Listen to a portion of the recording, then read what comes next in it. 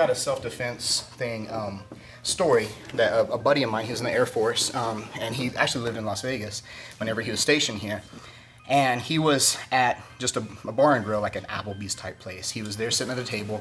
His buddy had gotten up to go to the bathroom. 3 guys walked over to his table saying, man, hey, you got us kicked out of the club earlier. You did this, you did that. Had mistaken identity, didn't even know my guy.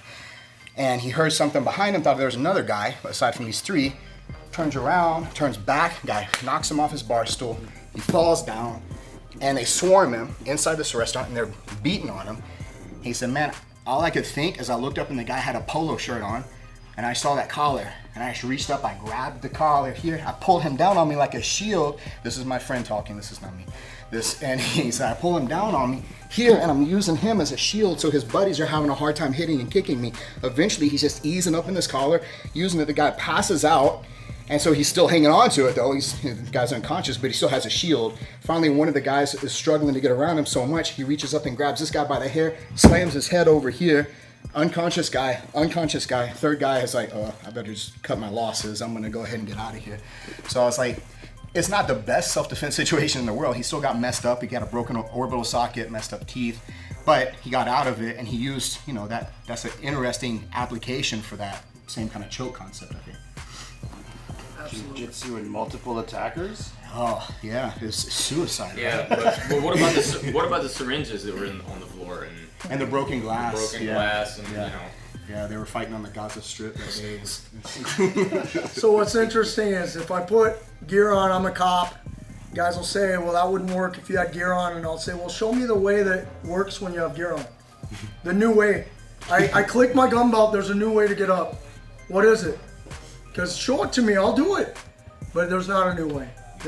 I do have to modify things. Make no mistake, I modify strategy. I modify outcomes. I modify where I'm going to fight. I modify what I'm going to use. But the principles are the same. The principles are the same, and there are people who tend to criticize that, well, you need a separate skill set or you need a different skill set. It's people who haven't trained to a level of proficiency enough to be able to modify on the fly in the first place. If you have developed your skills and your attributes and your technique to a certain level of proficiency, if it's solid technique and solid principle-based work, you're going to be able to modify on the fly. It's and it shouldn't be so far out in left field, obviously, but that's the thing. I think the criticism tends to come from people who think that you have a separate technique for every little different thing. That's the thing. That's the people that aren't training to fight. They're training to collect techniques. It's a different mindset, right? Go out and just collect as many techniques as I can, but not really learn how to fight. Well, they may not even be doing it on purpose, but if you will fight, then the testing tests itself, and then you realize that there has to be linkage. The concepts are universal. I wear wool pants, I wear a bunch of gear, I wear body armor when I'm on patrol. All these things are different, but when I first started training, they would say, oh, well, that would never work in gear. And I've gotten to the point now where I actually have trained for 20 years, and I'll say, what specifically won't work with a gun belt on? The specific thing. Oh, well, jiu-jitsu. So no jiu-jitsu works with gun belt on. No wrestling. You can't possibly wrestle if you connect a gun belt.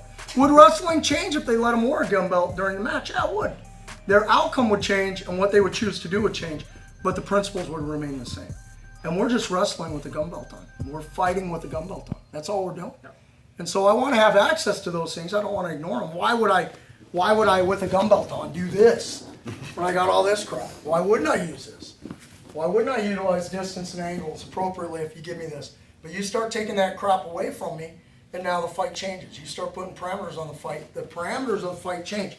Sport, oh, it's sport. Well, the sport is beat him. The sport is, MMA, the sport is knock that dude unconscious. Concuss him. Nothing against that in the rules.